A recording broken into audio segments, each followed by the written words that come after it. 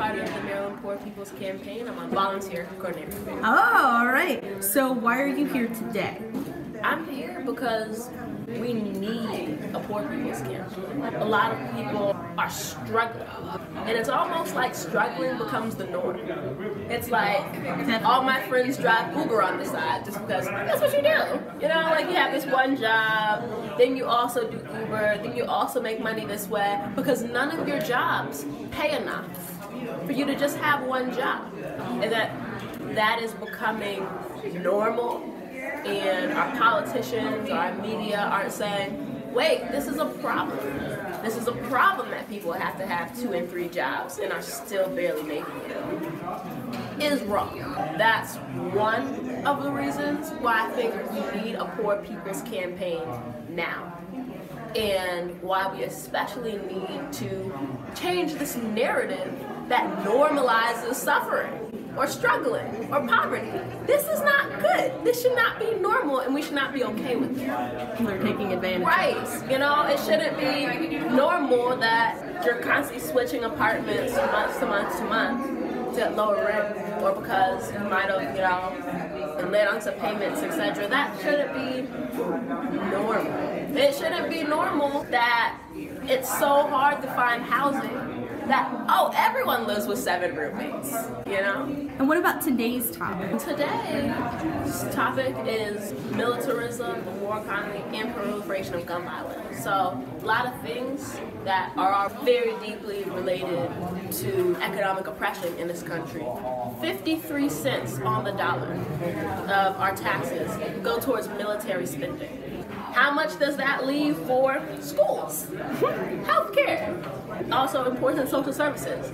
Not a lot. So if children in Baltimore are sitting in their classroom all in coats and mittens and gloves in the wintertime because there's no heating in the school and attention to other programs, if people cannot afford housing, homelessness is at an all-time high.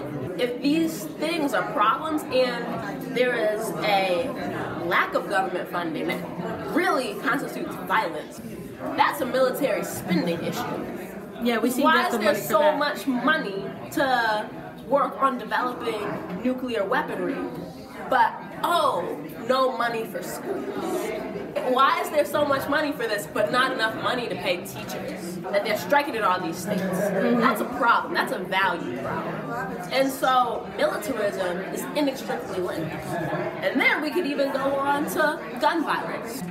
Really, violence coming from the state, whether in police forces and local police forces getting grants to get all of this military level equipment.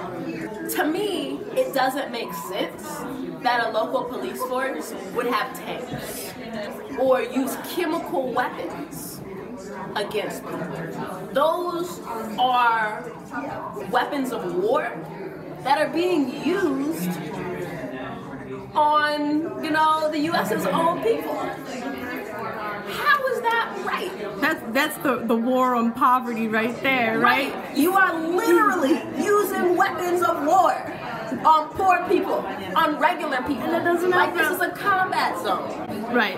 That's not okay. That's a problem. And that, we can't say that militarism and proliferation of violence isn't connected to keeping people poor and to keeping people in disparate situations and unsafe. Definitely. Right? And so I'm really happy that the Poor People's Campaign is not only talking about economic oppression, but also how things like violence and other systemic issues further that economic oppression. So everyone should come out and support future campaigns here, right? We got more Absolutely. events. People should come out now. People should come out and support this campaign. And it's not just a campaign, this is a movement, right? This 40 days of moral action is the launching point of something that is going to take multiple years. It's going to take a lot of different people all saying that this is not right and we need to do something. Danielle, thank you so much. Thank you.